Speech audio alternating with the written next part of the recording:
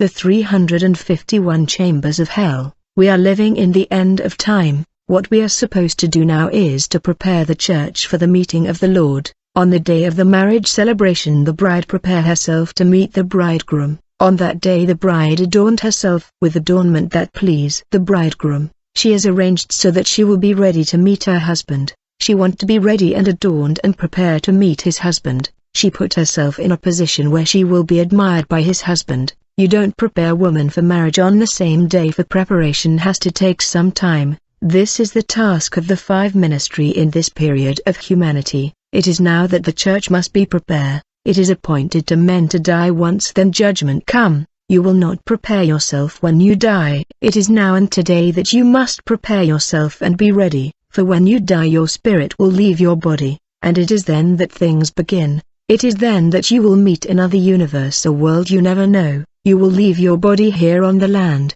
and everything that you do with the body will be left here. It will be buried because it was drawn from the dust and it will return to dust. However, your actions and deeds will follow you after death. In case you like wearing miniskirt, you will find yourself with miniskirt beyond the grave, and it will serve as a judgment. Yesterday I mentioned souls that were in torment because of indecent clothes. It was dreadful to see these people in torment because of their clothes. They were lost forever. It was too late for them. As we were leaving, these souls were crying to the Lord to deliver them from the huge pit of great fire. The whole thing was inexplicable. The flames of hellfire was increased deliberately to increase the suffering. I saw millions of souls falling in ocean of lava because of indecent clothes that they were wearing, which accompany them beyond the grave. Demons were gathered beside this pit and were celebrating for the souls that they have won, and they celebrate the torment inflicted on these souls. Often they pulled souls out of the lake of lava in order to torment them to a place that had countless cells with millions of souls.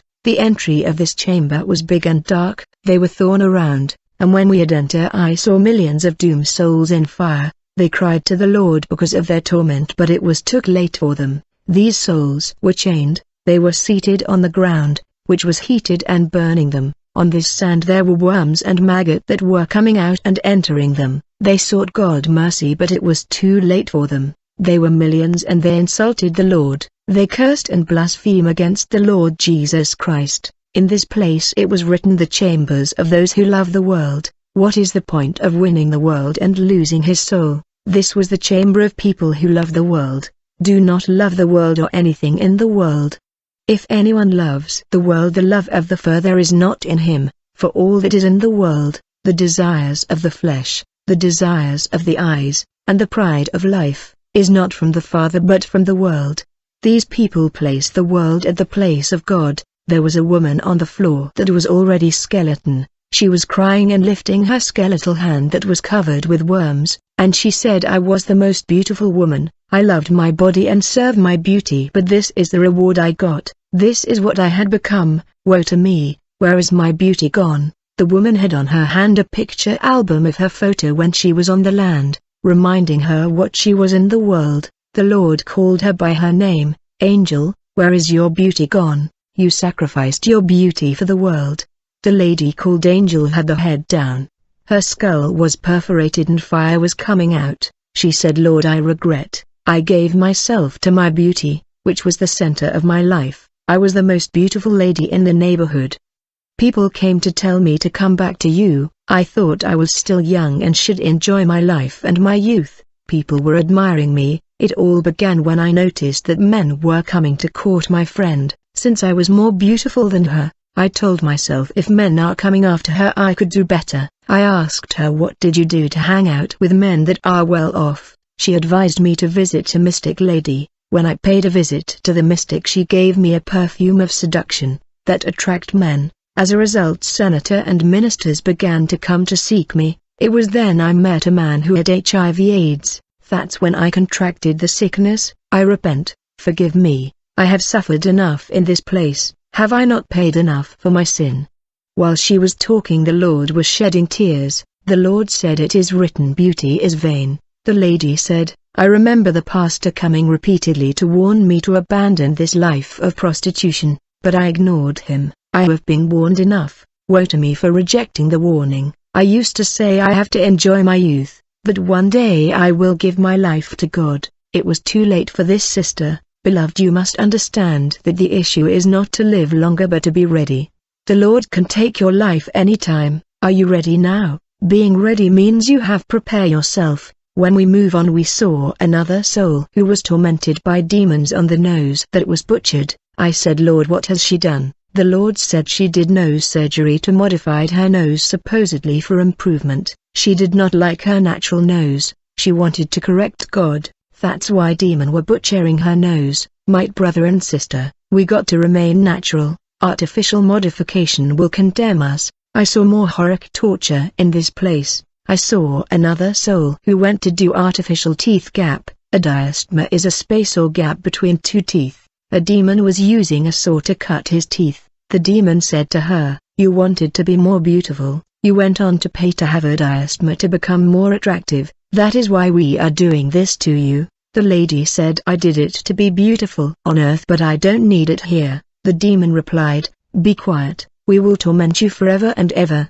Beloved, the treatment of animal in the butchery is better than the mutilation that I saw in this horrendous place. You cannot imagine the torment in this place that is beyond suffering. Even an animal was never treated this way on earth. Thanks to artificial diastema, this lady was able to catch people's attention with the gape in her teeth, but beauty could not save her. Ecclesiastes 3 verse 14. I know that, whatsoever God doeth, it shall be forever, nothing can be put to it, nor anything taken from it, and God doeth it, that men should fear before him. Brother, we must understand that sinful life will cancel the work of the Calvary in our life. However, when you regret and confess your sin in all your heart, that where the power of the cross become effective and bring transformation in your life. However, when you think that because the Lord died for you, you can live in sin, the cross will be barren for you until you surrender. If you think that you can live in sin because Jesus died on the cross, you are deceiving yourself. It was an inexplicable suffering for this lady just because of a little thing. There were more than 50 demons tormenting her. The more she cried, the more torment was inflicted upon her. She begged for mercy, but it was too late. They opened her jawbone with a saw that was many meters, and a giant demon that was many meters long destroyed her mouth. This was an infernal place where people were tormented left and right. All that my eyes could see was torture and demons tormenting people. In this place I saw a boy that was crying and saying it was not my fault. There was a bottle of beer attached to his hand. He was trying to get rid of it. I recognized the popular beer of our country on his hand. I saw that there was heated acid inside the bottle of this beer. A voice came from the bottle saying and repeating the word condemnation, condemnation. The Lord said his father had the custom of sending him to go buy the beer for him. Whenever he touched that bottle of beer, he was already condemned. The Bible say, woe to you that get your friend to drink. Beloved, if you served visitors with beer in your home, you are condemning yourself. Even if you say you won't drink it, you cannot sit on the same table with people that are drinking beer and you say I won't drink beer but juice. Whenever you sit on the same table with people drinking alcohol, you are participating in their sin. You that buy beer for people, you are condemned. This boy was condemned because he was buying alcohol for his father even if he was not drinking it. If you are a Christian, you are still attached to beer, you will be condemned by these things. The boy kept saying it was my father that was sending me, I want to give it to him. It was too late. The Bible say touch not that which is impure. I saw another soul not far. There was traditional drink we make in Congo beside him. This man liked the traditional beer made in the village and thought it was different from modern alcohol. One day he got sick and was taken to the hospital where he died, and was led to the place of torment. The man kept saying it's not bad to drink this traditional drink. My dears, one day your soul will leave your body. You will go from the world of the living to the world of the dead. Many don't know where they are going, but the Lord went to prepare a place for you and me. Don't go to the place of humiliation. I saw another soul that was forced to breathing hot sand in her nose because he was taking taba on the land and was supposed to continue to do it in hell. It was unbearable. Beloved, very little and negligible things are leading many souls to this place. I saw another soul that was tormented by demon because he used to watch a world music program called Star Frequency. Yet Christians are supposed to have nothing to do with world music. there were demons playing music before him.